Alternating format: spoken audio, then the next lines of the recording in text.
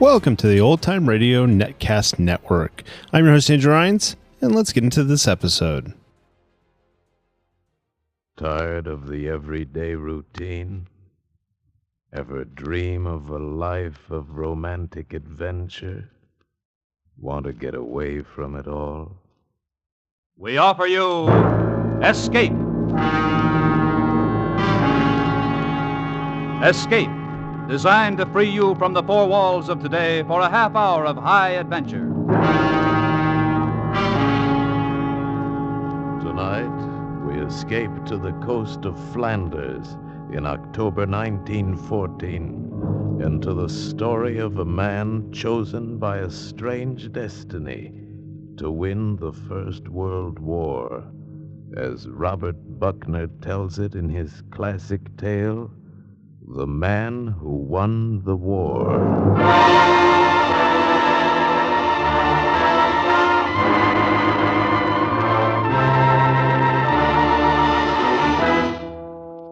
Gentlemen, I have asked this board to meet by the authority vested in me as chairman of the Naval Committee of the House of Commons.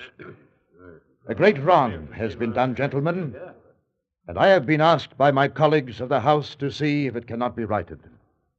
An English naval officer was found guilty of treason by this board 10 years ago. I have asked you, gentlemen, to meet and reconsider his case. I ask you to remove the stigma from the name of a man whom I consider to be one of England's greatest heroes. I refer to Commander Edward Bradman. Now, see here, Mr. Ordway. Yes, Admiral. I am compelled to say, Mr. Ordway, that it is a waste of the Admiralty's time and a sorry commentary upon the times in which we live, when the Royal Navy is brought to heel by a parliamentary committee. Bradman had a thoroughly fair court-martial. No single piece of evidence came to light to substantiate his fantastic story. There is no record of his action in the Belgian War Office. There is not a single witness to his weird adventure upon the Flanders beach that night in October 1914. Why, damn it, man, the Royal Navy itself tried to find the evidence, but we couldn't. And why couldn't we?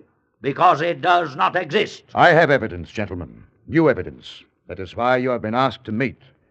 And as for the Navy's attempt to clear Bradman's name, I would like you to meet a young man and listen a moment to him. Edward, would you kindly tell the gentleman your name? I'm Edward Bradman III. How old are you, Edward? 13 years and 6 months. Who is your father, Edward? Commander Edward Bradman, sir.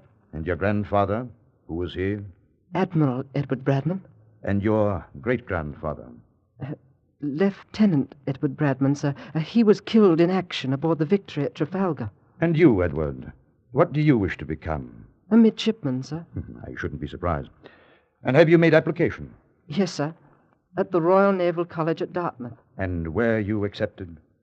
No, sir. Why not? Well, they said there was no place in the Royal Navy for traitors or their sons. Well, gentlemen... This is scarcely added proof, and I must censure you, Mr. Ordway, for bringing this lad in here, wrapped in the Union Jack, so to speak, subjecting him to such an ordeal, a disgraceful cheap show. Admiral, I am not on trial here. The Royal Navy is. You want added proof of Commander Bradman's innocence, you shall have it. Here.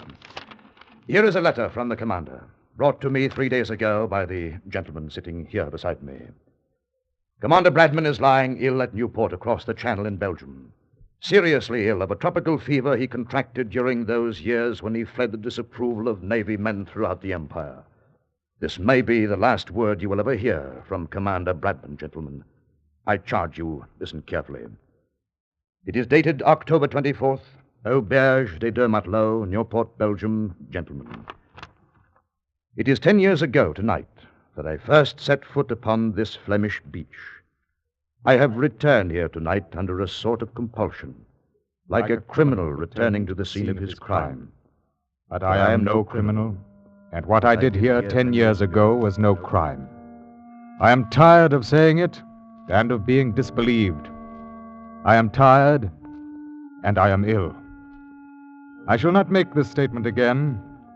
I make it this last time at the encouragement of the man who brings it to you, the proprietor of this little inn. and the one man in the world who has ever believed my story.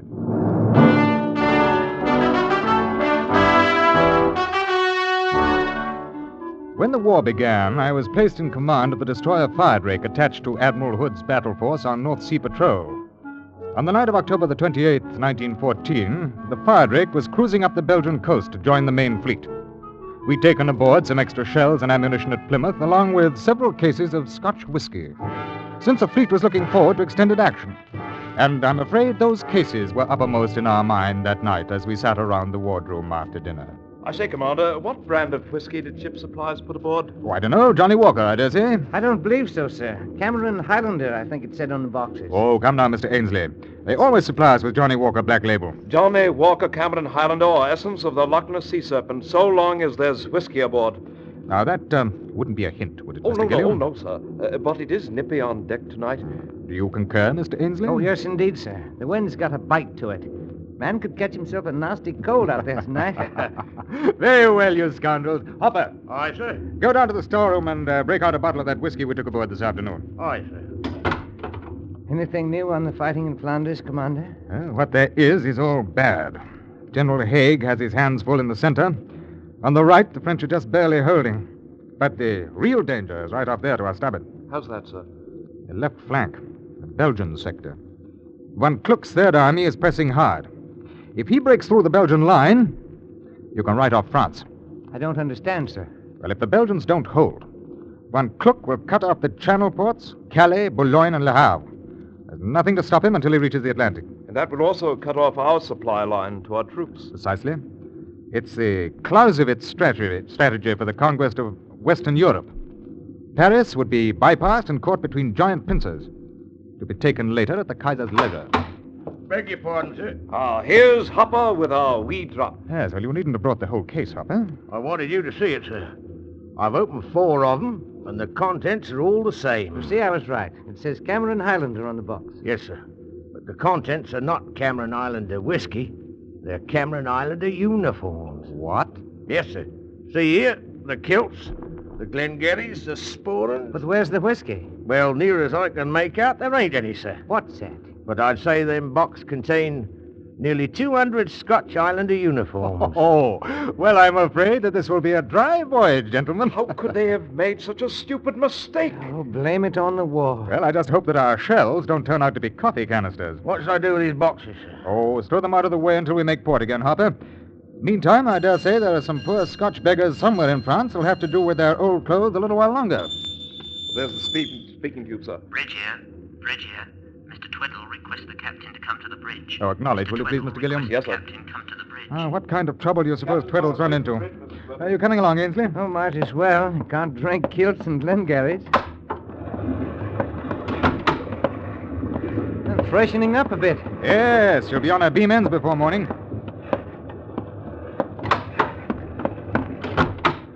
Yes, Mr. Tweddle? I thought you ought to see this, sir. What? Look out there on our starboard quarter. A tiny light. Oh, yes, I see it. Yeah, take a look through the night glasses. Yeah. Flashing on and Yes, off. according to my reckoning, we're off the mouth of the Isa River. Now, if you look at this chart, you'll see that there are no lighthouses along this stretch of coast.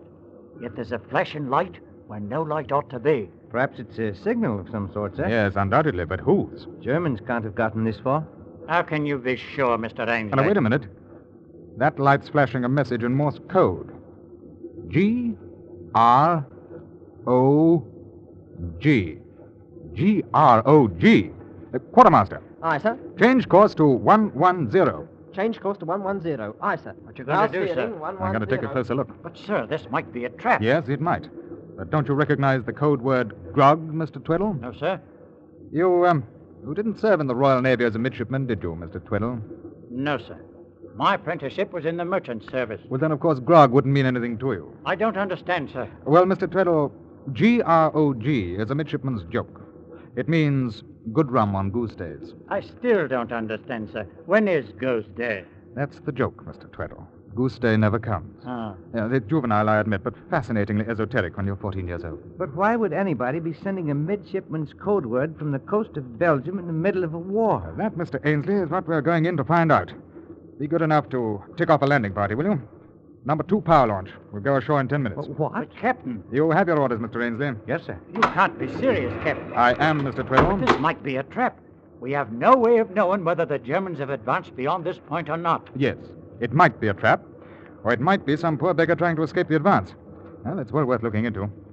If they were sending a plain SOS, I might be suspicious, but the choice of that half-secret Snotty's code word makes me think it's worth looking into. But suppose it is a trap? Mr. Tweddle, it would be somewhat the reverse of the classic rules of warfare for a land force, no matter how large, to attempt the capture of a naval vessel on the high seas. Nevertheless, the enemy's devilishly clever. Well, don't you worry, Mr. Tweddle. I'm not asking you to go ashore.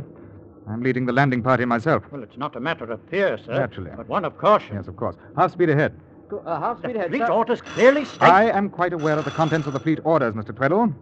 And they state that elements of the Royal Navy are to give all possible aid and assistance to shore positions. They also limit such aid to ship to the class of the Mercy in 7. That is very true, Mr. Tweddle. Then we'll stretch the limits of that portion of the orders a little, shall we? Furthermore, we're under specific orders to rendezvous with the flagship at dawn. Then we may be a little late. Sir, I protest that Mr. this Tweddle! is not... Apparently things are different in the merchant service. But in His Majesty's fighting ships, an executive officer does not protest to his commander. You will heave to and drop anchor. Now, if I've not returned within an hour, you will proceed to the fleet rendezvous. Is that clear? Yes, sir. Carry on.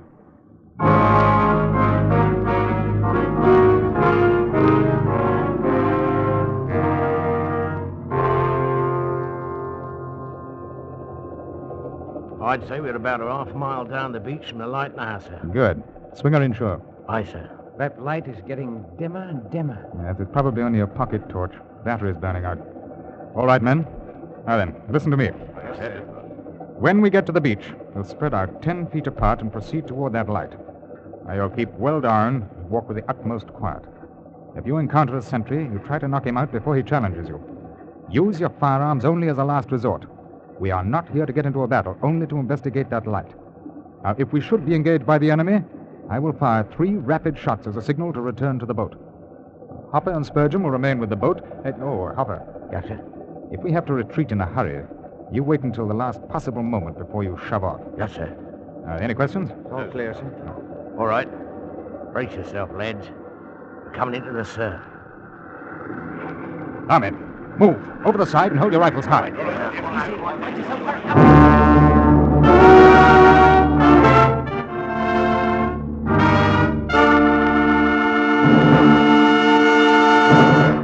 In just a moment, we will continue with the second act of Escape. But first, you'll be hearing double on the CBS Crosby Show this Wednesday night. For Bing will be joined by Brother Bob, who soon comes back to CBS with his own show. They'll team up for a couple of swell duets, and Bing will solo with Chattanooga Shoeshine Boy and A Dream is a Wish Your Heart Makes. The Bing Crosby Show is a regular Wednesday night feature on most of these same CBS stations. And now we return you to the second act of Escape.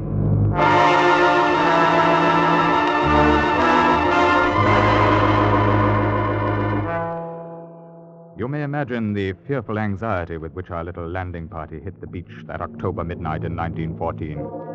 We had no way of knowing whether the coast was in Belgian or German hands.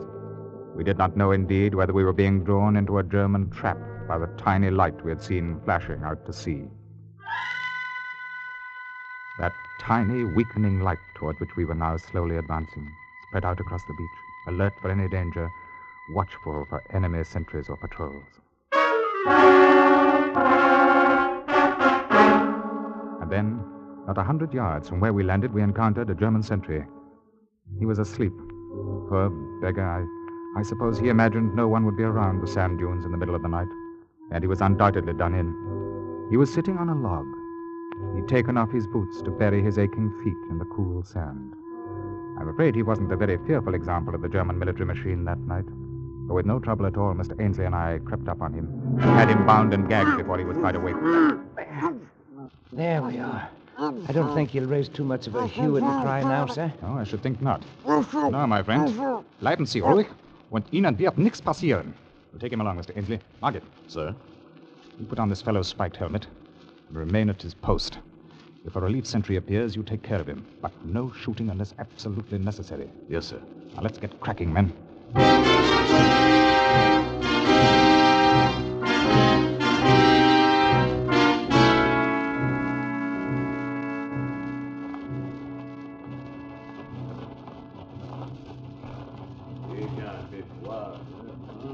Hold up, sir. What's that? I thought I heard voices. All right, men. Halt. They're speaking French. Then they're allies. And still we must make certain. You take 2 of the men and come up on them from the rear. Yes, sir. I'll approach from the side. Now, I'll do the talking. If it's a trap, I'll give the signal to fire. After 1 volley, you break for it and rendezvous at the launch. Yes, sir. Evans, Stanley, come with me. Aye, sir. Wilkins, Rodman, no. Aye, sir. You follow me quietly. Keep your heads down.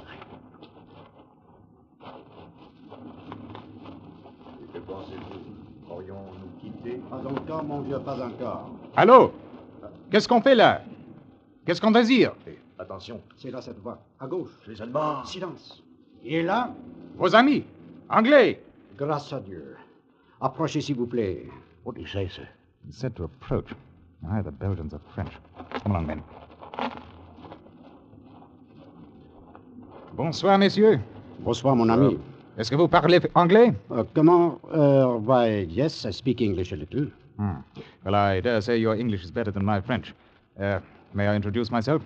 I'm Commander Bradman of His Majesty's ship Firedrake. I can't tell you how glad I am to meet you, Commander. And I am Major de Lesseps of the 3rd Belgian Dragoons. This is Lieutenant Chapotin. Enchanté, Monsieur le Commandant. And here's one of my company, Lieutenant Ainsley. Enchanté, Lieutenant. Bonsoir, monsieur. And who is this bound and gagged? Oh, that's an enemy sentry we picked up on the way. You can have him. Thank you. We saw your light from the ship. Whatever made you flash the word grog? Oh, I thought a Royal Navy man would respond more quickly to grog than SOS. Yes, it was an inspiration, but where did you learn it? Oh, I used to sail in the regattas at Cowes when I was younger. And one of my best friends was Albert Hollister. He was a midshipman in those days. Oh, Bertie Hollister. Yes, I knew him well. Oh, he's a three-striper now, gunnery officer on the Repulse. Yes, we can go into that another time. What was the reason for your signal, Major? Simply this, Commander. We're in trouble, serious trouble. We've been pushed back day after day until our men are completely exhausted. Our orders are to make a stand here at the Isère River long enough to give the sappers time to blow the dikes. Once the dikes are broken, the river should stop the enemy. So how long will it take to blow the dikes? We must hold the line until sundown, roughly 18 hours. And you can't do that? I seriously doubt it, Commander. We've appealed to General Haig for help, but he's completely engaged on our right and can't send us any reinforcements. The French are too far south, and they have their hands full, too. It was my suggestion at tonight's staff meeting to seek help from the sea. It's our last chance. Well, what do you want us to do? Stand by us. Bring your guns to bear on the enemy's advance. But we're only a destroyer, Major. Our firepower is too low to do any good whatsoever. And we haven't the range for offshore bombardment. Alas, then we are finished. And so is the war. There is nothing between Von Kluck and Paris but us. I'm sorry, Major. Uh-huh. They are starting the barrage early this morning. I suppose they know this is the last day. Yes, I suppose. Oh, wait a minute. I've an idea. Mr. Ainsley. Sir? The kilts. The kilts, sir? Yes, we can put a company of Cameron Highlanders into the Belgian lines. I'm sorry, sir. I Major, we can help you. It's a long, long shot, but it might work. What might work, Commander? Well, somebody made a botch back in Plymouth and loaded us with 8 cases of Scotch uniforms instead of Scotch whiskey. There are nearly 200 complete uniforms of the 1st Cameron Highlanders aboard. Yes, but I don't understand. We'll give them to you, Major. You put them on a company of your men. Let them show themselves in the front line.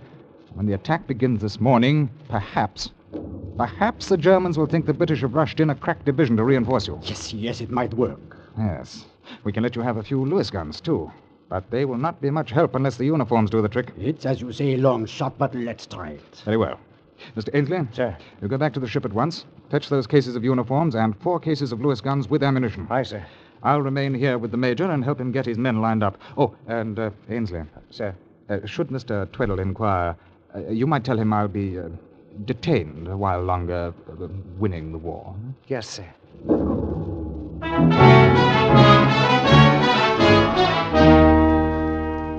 It was a sight I shall never forget. 200 men solemnly changing their battle-dirty green uniforms for the gay kilts and tartans in the pale light of the setting moon. Everything was done with the utmost dispatch and in utter silence. And it seemed to me that the bright plaid put new energy as well as hope into the battle-weary Belgians. They look like the real thing, don't they? Yes, they certainly do. I believe this will work. Oh, I nearly forgot, sir. What, Ainsley? Mr. Tweddle asked me to tell you the flagship's been trying to reach you by wireless. Oh? What did they want? Mr. Tweddle didn't say, sir. Well, they'll have to wait until this business is finished. Mr. Tweddle said he'd replied, sir. Oh, well, very well then. That's the last of them. 1,000 thanks. Oh, not at all. Scotch kilts are precious little use to a ship full of sailors. But they may do a turn for you this morning. I feel sure they will. Well, we must be on our way. Less than an hour until daybreak. Goodbye, Major. Goodbye, Commander. You must look me up after the war. You always reach me at the Navy Club in St. James's Square. Thank you, sir. I'll do that. Au revoir. Au revoir, Major. Bonne chance, that sort of thing. Huh?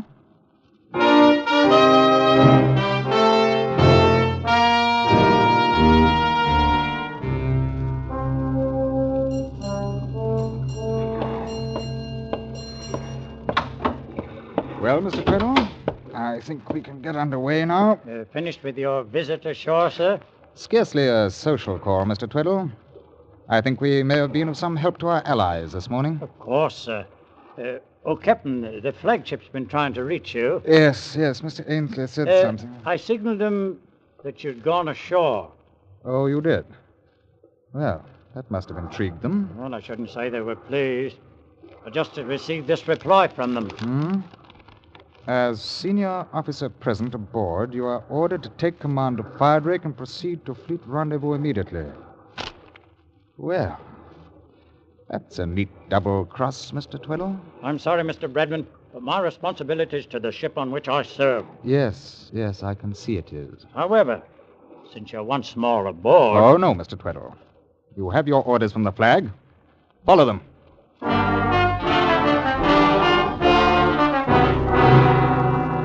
Meddling rule-book sailor.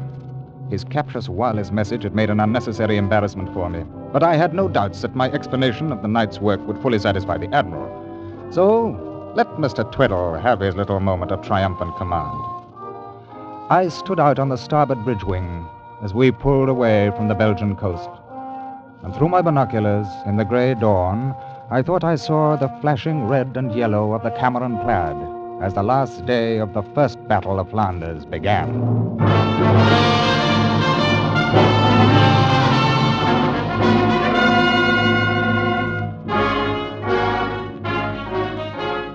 As I expected, the Admiral made a thorough investigation of the matter, and a few days later I faced him in his quarters aboard the flagship. Mr. Bradman, your little adventure of a few nights ago involves some very serious breaches of discipline. You disposed of war material without authorization.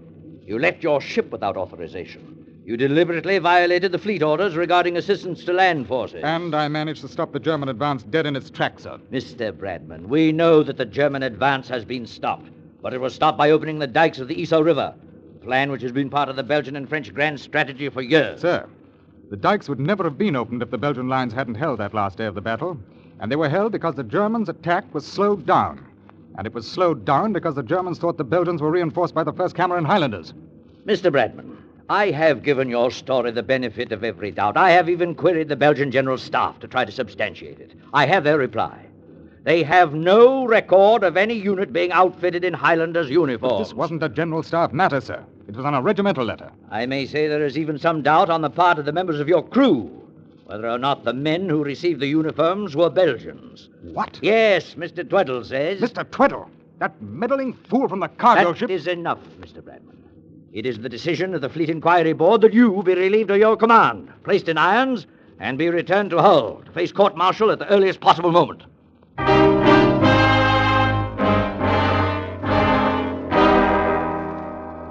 The court-martial at Hull sustained the Board of Inquiry's decision, and I spent the rest of the war in prison.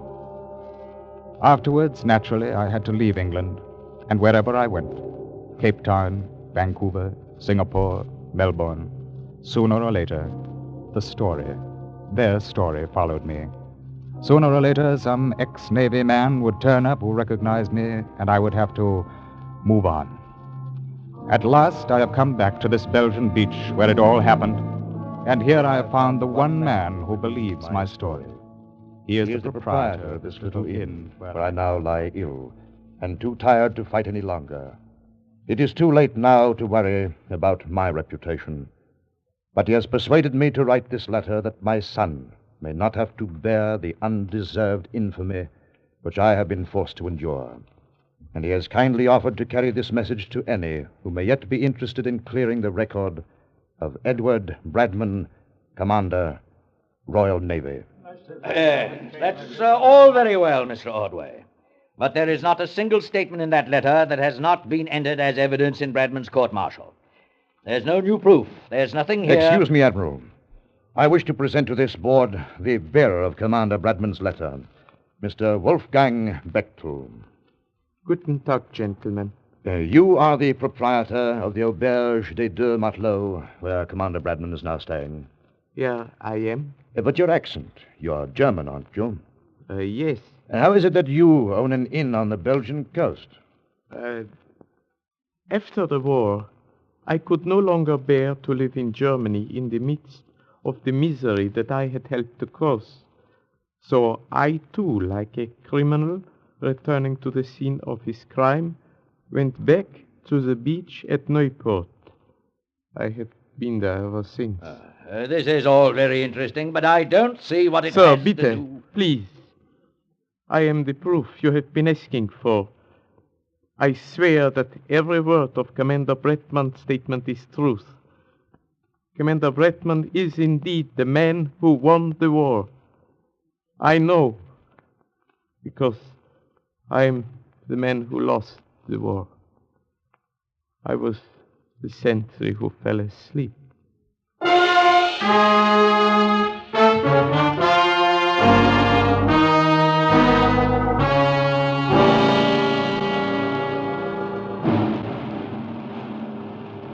Midshipman Edward Bradman. Yes, sir. Advance 3 paces. Midshipman Bradman, as Commandant of the Royal Navy College, it is my honor, by order of His Most Gracious Majesty George V, to ask you to receive this Victoria Cross, awarded posthumously to your late father, Commander Edward Bradman, for gallantry and intrepidity beyond the line of duty, and to try to accept the humble apologies of a belatedly grateful empire.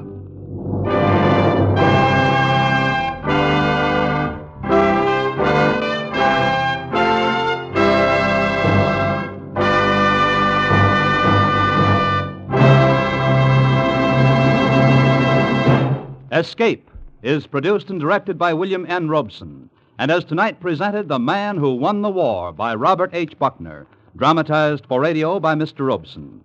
Featured in the cast was Ben Wright as Commander Bradman. Also heard were John Dehner, Terry Kilburn, Joseph Kearns, Barton Yarborough, Jeff Corey, Ian Wolfe, Paul Frees, Charlie Lung, and John Hoyt. Special music was arranged and conducted by Del Castillo. Next week...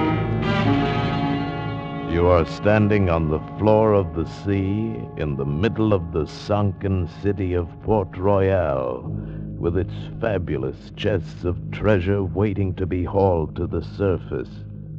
But your life depends on the ship above you, where the treachery of your partners has left you with no escape.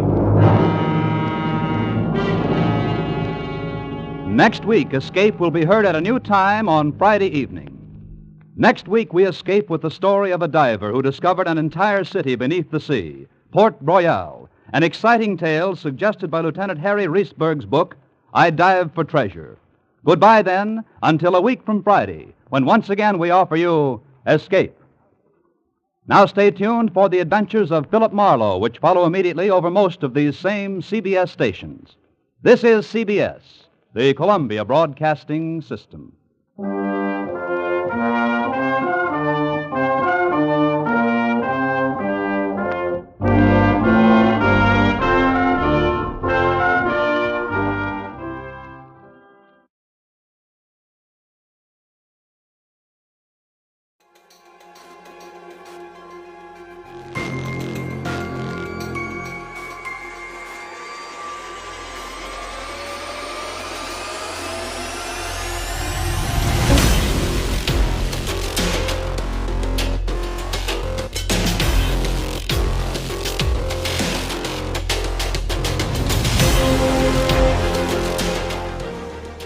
Welcome back. I hope you enjoyed this presentation from the Old Time Netcast Network. For more great shows, go to otnetcast.com. Don't forget to like and rate this episode in your favorite podcatching client.